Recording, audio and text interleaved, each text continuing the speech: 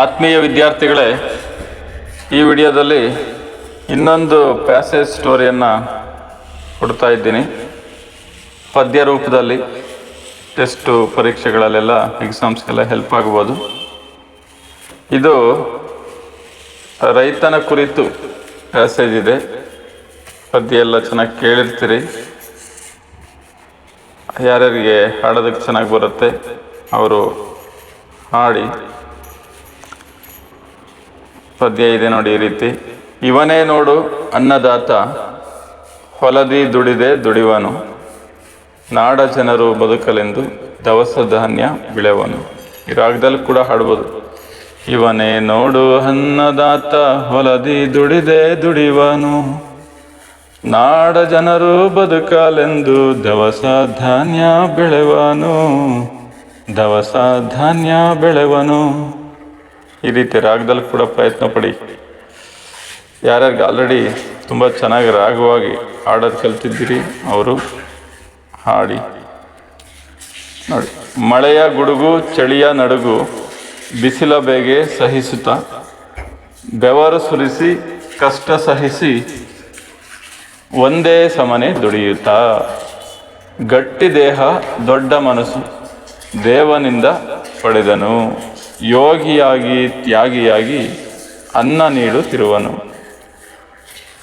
ಎತ್ತು ಎರಡು ಅವನ ಜೋಡು, ಕೂಡಿ ದುಡಿಯುವ ಗೆಳೆಯರು, ಹಿಗ್ಗು ಕುಗ್ಗು ಏನೇ ಇರಲಿ ಹೊಂದಿಕೊಂಡು ನಡೆಯುವರು.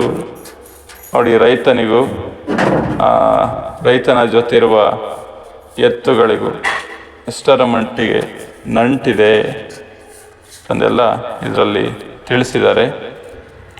ಇದಕ್ಕೆ ಸಂಬಂಧಪಟ್ಟಂತೆ ಪ್ರಶ್ನೆಗಳು ಕೂಡ ಇದೆ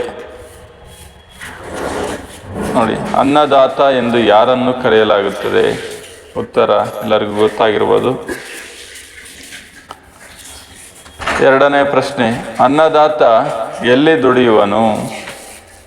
ಮೂರನೇ ಪ್ರಶ್ನೆ, ಅನ್ನದಾತನು ದವಸ ಧಾನ್ಯಗಳನ್ನು ಯಾರಿಗಾಗಿ ಬೆಳೆಯುವನು? ಅನ್ನದಾತನು ಯಾವ ಕಷ್ಟಗಳನ್ನು ಸಹಿಸುತ್ತಾನೆ? ರೈತನು ದೇವರಿಂದ ಪಡೆದ ವರ ಯಾವುದು? ದೇವರಿಂದ ಎಂಥ ವರ ಪಡೆದ?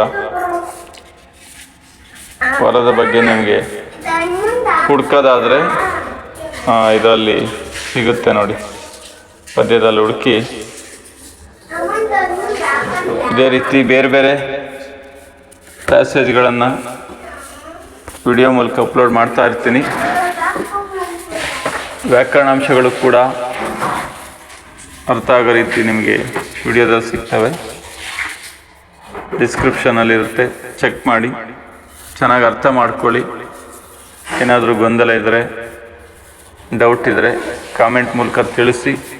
ಅದೇ ರೀತಿ KRS ಯೂಟ್ಯೂಬ್ ಚಾನಲ್ ಇದನ್ನು ವಿದ್ಯಾರ್ಥಿಗಳಿಗೋಸ್ಕರ, ನಿಮಗೋಸ್ಕರನೇ ಸ್ಟಾರ್ಟ್ ಮಾಡಿರೋಂಥದ್ದು. ಸಬ್ಸ್ಕ್ರೈಬ್ ಮಾಡಿ, ನಿಮ್ಮ ಸ್ನೇಹಿತರಿಗೂ ತಿಳಿಸಿ. ಧನ್ಯವಾದಗಳು.